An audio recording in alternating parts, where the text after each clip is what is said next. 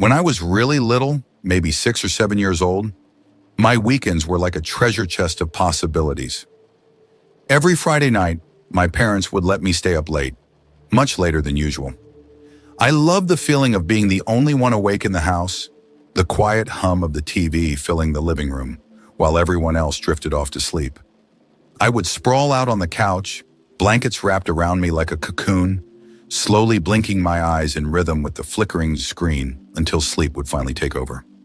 The warmth of those nights made me feel safe, like the world outside couldn't touch me. But one night, that feeling of safety was ripped away from me. I had been watching TV, half asleep, my eyes growing heavier by the minute. The house was quiet, just the faint hum of the refrigerator in the kitchen and the low murmur of whatever show I had on. I don't remember what time it was, but it was late enough that even the street outside seemed to have gone to sleep. That's when I heard it.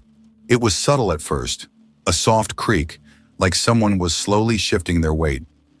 I thought maybe it was just the house settling, but the sound came again, an unmistakable rhythm. Creak, creak, creak. My heart quickened. I knew that sound. It was our old porch swing. I sat up, throwing the blanket off me, my body tense as I listened again. The swing was moving, but there was no wind. I was alone, or at least I thought I was. The creaking continued, slow and steady, as if someone was sitting out there, gently rocking back and forth. My stomach twisted, and a cold wave of fear washed over me. I wanted to ignore it, to convince myself it was nothing, but I couldn't shake the dread building inside me. I slid off the couch and crept towards the bay windows that looked out onto the porch. I hesitated for a moment, my hand hovering over the edge of the curtain. I didn't want to look, but something inside me, some awful, morbid curiosity, made me peek. There, sitting on the porch swing, was an older woman. Her face was hidden in the shadow of the overhanging roof, but I could see her enough to know something was horribly wrong. She was wearing nothing but a thin, white nightgown, and it was drenched in blood. In her hand, she held a large kitchen knife, the kind my mom used to chop vegetables.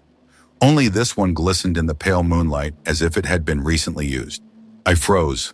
My breath caught in my throat, and for a moment I thought I might pass out. The woman didn't move, didn't make a sound. She just sat there, gently rocking back and forth, the knife resting in her lap. I don't know how long I stood there, staring, but it felt like hours. I couldn't make sense of what I was seeing. My mind raced with a million questions. Who was she? Why was she covered in blood? What did she want? Suddenly, the woman turned her head toward me, and for the first time I saw her face. Her eyes locked onto mine, dark and empty, like the eyes of someone who had lost their soul. Her lips curled into the faintest hint of a smile, a chilling, eerie expression that sent a jolt of terror through me. My body reacted before my brain could catch up, and I bolted from the window. I ran down the hallway, my feet pounding against the hardwood floor, until I burst into my parents' room. I tried to scream, tried to tell them what I had seen, but the words wouldn't come out. I was shaking, my hands trembling as I stood at the foot of their bed, gasping for air. My dad sat up, groggy and irritated, while my mom leaned over, worried. I finally managed to stammer out something about the woman on the porch, about the blood, about the knife. My dad's face twisted into anger, thinking I was making it up or just having a bad dream. He sighed and threw the blankets off, muttering under his breath as he got out of bed.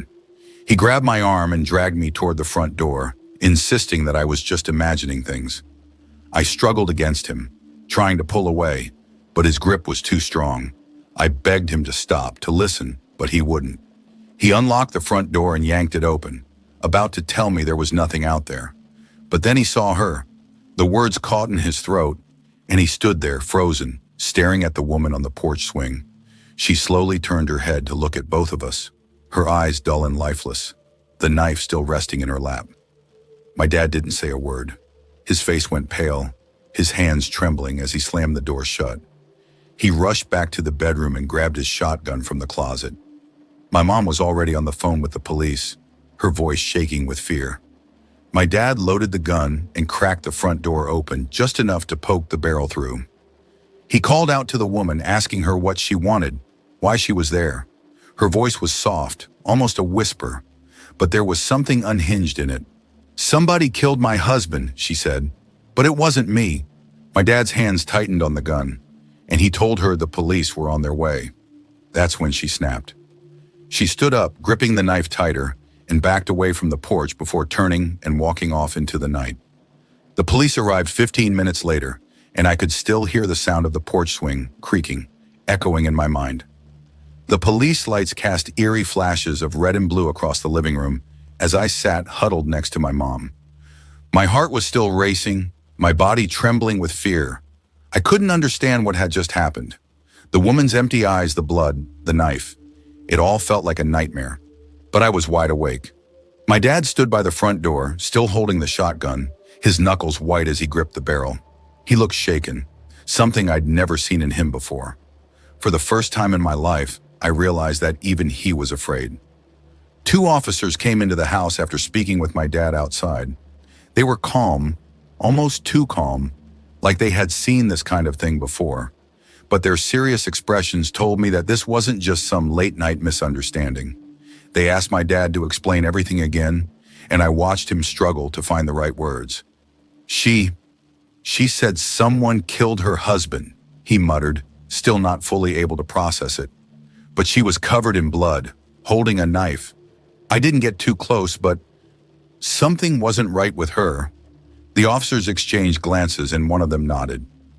"We've had reports from the neighborhood," he said, his voice low and steady. "A woman's been seen wandering around, trying to get into houses.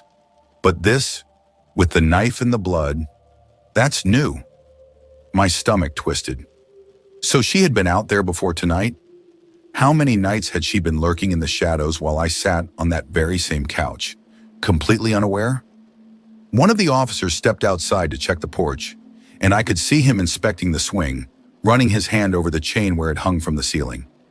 After a few moments, he called the other officer over, and they whispered something to each other before coming back inside. "Look," the first officer said, glancing at me and my mom, "we'll have a car patrolling the area for the rest of the night, just to make sure she doesn't come back. But we've got a lead on where she might be." My dad nodded, but his face was still tight with worry. "What happens now?" "We'll try to bring her in for questioning. She's clearly not in her right mind, but we can't take any chances. If she's dangerous, we need to make sure she doesn't hurt anyone." The words settled over the room like a heavy fog. Dangerous. That woman, whoever she was, wasn't just some lost soul looking for help. There was something far darker at play, something that none of us could fully understand. After the officers left, my dad double-checked the locks on every door and window in the house. He was more on edge than I had ever seen him, pacing back and forth, the shotgun never far from his side. My mom tried to comfort me, but her hands were shaking and her voice trembled every time she spoke. I didn't sleep that night. I couldn't. Every time I closed my eyes, I saw her, sitting on the porch swing, the bloody knife in her hand, her eyes staring straight through me like I wasn't even there. The creaking of the swing echoed in my mind, an awful reminder that she had been so close, just on the other side of the glass. The next day we tried to return to normal, but there was a tension in the air that none of us could shake. My dad didn't go to work, and my mom barely left the house. We didn't talk about what had happened, but the unspoken fear hung between us like a shadow. Later that afternoon, there was a knock at the door. My heart jumped into my throat, but when my dad peeked through the window, he relaxed and opened it. One of the officers from the night before stood on the porch, his face serious but calm. "We found her," he said, stepping inside. "She was a few streets over, trying to break into another house. She didn't put up a fight, but it's a strange situation." "What do you mean, strange?" my dad asked, his voice cautious. The officer hesitated, glancing at me before lowering his voice. "She kept talking about her husband, saying he'd been murdered. We checked her home after we brought her in, and, well, her husband was dead. He'd been stabbed to death. The thing is, the coroner says it happened a week ago." A chill ran down my spine. A week ago? That didn't make any sense. "But she said it wasn't her," I blurted out before I could stop myself. "She told us she didn't do it." The officer nodded slowly, his expression grim. That's what she keeps saying. But the evidence, it's hard to believe anyone else could have done it. The house was locked from the inside. No signs of forced entry. It looks like she's the only one who could have killed him. My dad's face tightened and he rubbed a hand over his jaw. So, what happens now? They'll keep her in custody while they investigate, but the officer trailed off, his eyes darkening. Look, I don't know what's going on with her. Maybe she's sick, or maybe she's not telling the whole truth. But we'll keep an eye on the area just in case. After the officer left, the house felt quieter than ever before. But the quiet wasn't comforting, it was suffocating. My dad kept his gun close, and I couldn't stop thinking about what the officer had said. If the woman had been wandering around the neighborhood for days, why had she come to our house? Why had she sat on our porch, staring into our windows covered in blood? That night I lay in my bed staring at the ceiling, my mind racing with questions I didn't have the answers to. The police said it was over, that she was in custody, but deep down I didn't feel safe. I couldn't shake the feeling that something was still out there, lurking just beyond the reach of the porch light. And every time the wind blew, I swore I could hear the creaking of the porch swing. I never stayed up late watching TV again.